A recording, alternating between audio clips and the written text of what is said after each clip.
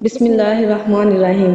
شروع اللہ کے نام سے جو بڑا مہربان اور نہایت رحم کرنے والا ہے۔ السلام علیکم پیارے ناظرین، آج میں آپ کو بتاؤں گی کہ شب برات کی رات کون سا عمل کریں جس سے آپ کے سارے گناہ معاف ہو جائیں گے۔ شب برات کی رات یعنی 15 شعبان کی رات لوگ کہتے ہیں کہ ساری رات عبادت کرنی ہے۔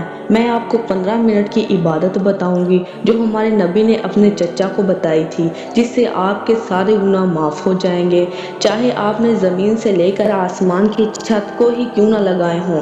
اس عبادت کا نام صلاۃ التسبیح ہے۔ اس کے پڑھنے کا طریقہ اور فضیلت ثواب بھی بتاؤں گی۔ رحمت عالم حضور اقدس صلی اللہ علیہ وآلہ وسلم نے یہ نماز اپنے چچا حضرت عباس رضی اللہ تعالیٰ عنہ کو بتلائی تھی اور فرمایا تھا کہ چچا صاحب، اس نماز کے پڑھنے سے آپ کے اگلے پیچھے، نئے پرانے، چھوٹے بڑے، ظاہر اور چھپے سب گناہ معاف ہو جائیں گے۔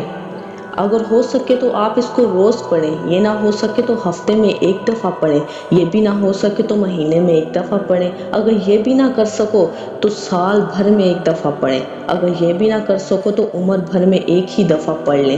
اس نماز کے پڑھنے کی آسان ترکیب یہ ہے کہ 4 رکعت نفل نماز کی نیت باندھ کر سبحانک اللہم اور الحمدللہ اور اس کے بعد کوئی سورت پڑھ کر رکوع سے پہلے 15 بار یہ کلمہ سبحان اللہ والحمدللہ ولا الہ الا اللہ واللہ اکبر پڑھیں، پھر رکوع میں جائیں اور سبحان ربی العظیم پڑھنے کے بعد 10 بار پھر وہی کلمہ تمجید پڑھیں، پھر رکوع سے اٹھ کر سمیع اللہ لمن حمدہ ربنا لک الحمد کے بعد پھر 10 بار وہی کلمہ پڑھیں، پھر سجدے میں سبحان ربی الاعلیٰ کے بعد 10 بار یہی کلمہ پڑھیں، پھر سجدے سے اٹھ کر بیٹھ کر 10 بار پڑھیں، پھر دوسرے سجدے میں تسبیح کے بعد 10 بار پڑھیں، پھر سجدے سے سر اٹھا کر بیٹھیں اور 10 بار پڑھ کر دوسری رکعت کے واسطے کھڑے ہوں۔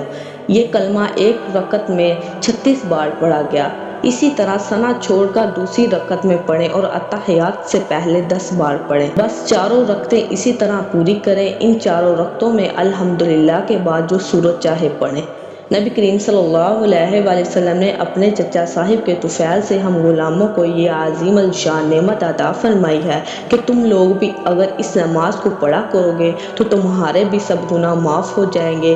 سبحان اللہ، کیا شان رحمت ہے آپ کی کہ ہم غلاموں کو ہر جگہ یاد فرماتے تھے۔ گناہ گاروں کو بخشوا دینے والے، دلوں کی کروٹوں کو مٹا دینے والے، خدا کی دولت مٹا دینے والے، جہنم کو جنت بنا دینے والے، غریبوں کی بگڑی بنا دینے والے، فقیروں کو سلطان بنا دینے والے۔